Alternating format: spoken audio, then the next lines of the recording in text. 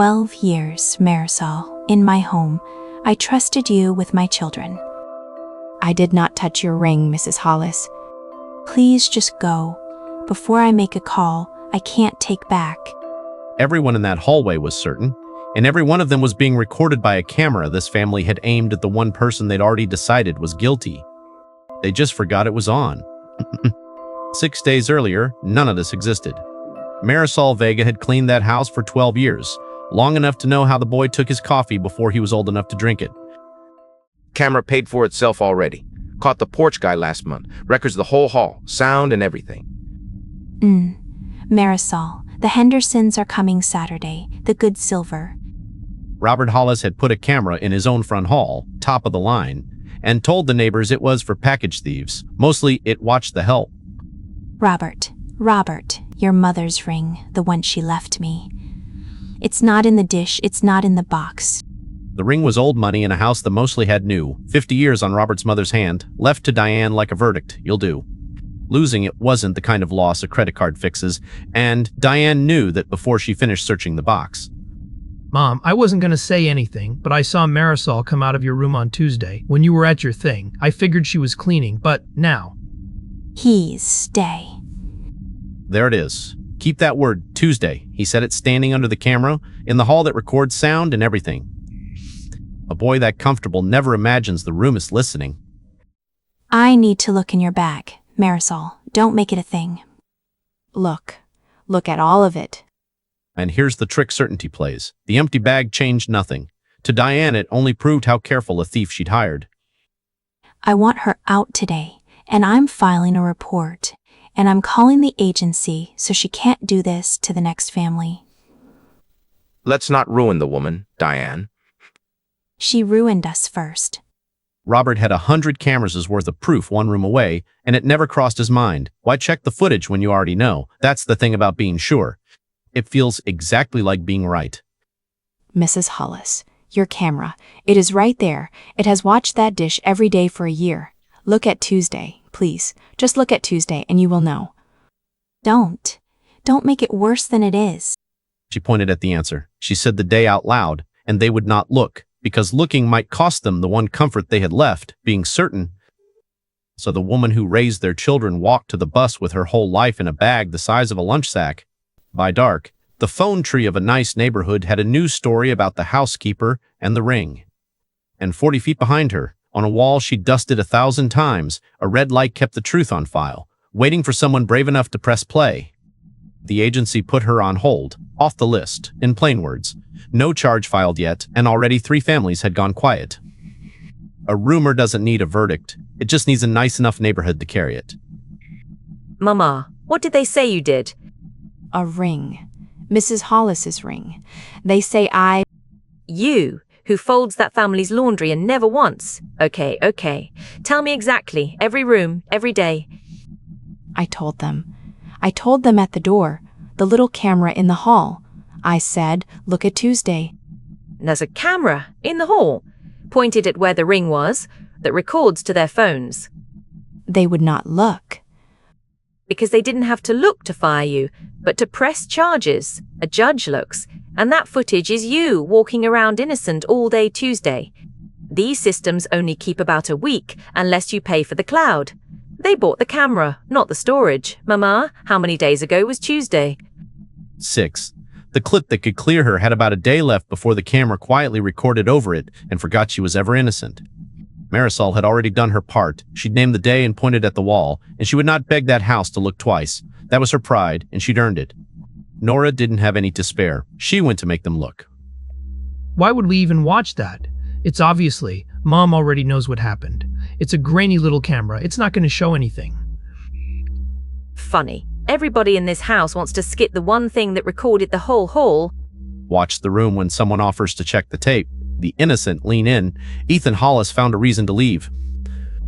You don't get to come into my home and... I'm not asking you to believe my mother. I wouldn't either if a stranger told me.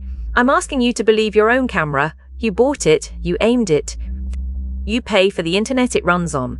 Either you're afraid of what it shows, or you press play and you're right, and I leave, and I never come back. She's not wrong that we have it. Fine. You want Tuesday? Let's watch Tuesday. Then you can apologize on your way out. Come on, still be there. One day of tape left before it wipes itself. If it's already gone, we do this in a courtroom instead. Robert Hollis pressed play to prove the maid did it. He was about to get the one thing worse than being wrong in private, being right on camera, about the wrong person. About everyone in that room leaned toward the screen, except the boy by the door, who couldn't. There she was. Tuesday, the last full day, the camera still held before it would have wiped her clean out of its own memory. Marisol Vega, walking her whole innocent day past that dish without a glance, laundry, kitchen, gone, minute after minute of a woman doing exactly her job. Diane's arms came slowly uncrossed. Ethan. Ethan. Half a second, the boy looked straight up at the little red light and didn't see a witness because he'd stopped seeing it years ago. You don't get caught by the cameras you fear. You get caught by the ones you forgot were yours. I saw Marisol come out of your room on Tuesday. You stood right here. And you said her name. Taking the ring was the easy part. Then he reached for the nearest person too poor and too kind to fight back, and he handed her the blame, standing under the one camera that never blinks. It kept every word. I was gonna buy it back. I swear to God, I was gonna buy it back before anyone. I owed money. It got big on my phone. It got big, and I panicked, and it was sitting right there in the dish, and I told myself it was a loan. A loan from your grandmother, and you let me put a rosary in that woman's face. There it was, small and ordinary and awful, a scared kid, a number on a phone that got away from him, and a ring in a dish that solved it for one night. He didn't set out to end a woman's livelihood. He just found her cheaper than the truth. Your name's on this. In a drawer, in some shop across town. We can get the ring back. We can't get her year back. The ring had a paper trail and a name, and the name wasn't Marisol's. That part was fixable. That part, the 3 families who stopped calling, the coordinator who quietly crossed her off the list, the neighbor who looked away on the sidewalk. None of that comes with a receipt. They saw it, Mama. They know. All of them. It's over. And Sophie?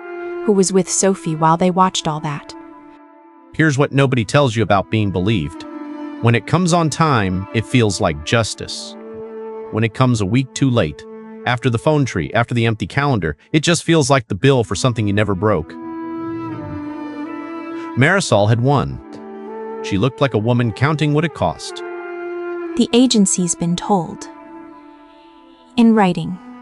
Every family the same letter. And I told the neighbors the truth, out loud. At the door where they heard the other version. You did not believe me. My own daughter had to make you look at your own wall. I know. I'm asking anyway, so if you won't stop crying, come back. Name the number. And this is where a cheaper story hands the woman a speech. Marisol didn't have one. She had 12 years, a bag the size of a lunch sack, and the memory of a red light nobody would look at. I pointed at that camera myself. At the door that day, I said the word. I raised my hand. You didn't need my daughter. You needed to stop being sure. I will come Saturdays. For Sophie, not for the silver. Ethan, come here. I changed you when you were 3 days old. I taught you please and thank you. Whatever you owe out there, you tell your father, you pay it like a man, and you never again let another person carry your bag. That is the last thing I will clean up for you. No screaming, no slap. She'd raised him better than his own certainty raised him. She just handed the boy back his own weight and let him feel exactly how much it was. She came back on her terms, on her day, for the one person in that house who never doubted her. And she stopped being afraid of the little red light in the corner because she finally understood it had never been on her side or theirs. It just told the truth to whoever was brave enough to press play. Here's what I keep turning over. That family spent good money to watch the person they'd already decided not to trust, and the lens turned around and caught the blood they trusted blind. How many of us are pointing our suspicion at exactly the wrong door? Tell me in the comments. I read them, so does the camera. Next time on The Last Laugh, a boss wires his whole shop to catch his waiter stealing minutes in dollars and forgets his own microphone runs while he counts the tip jar. Some people watch their workers. Some people should watch themselves.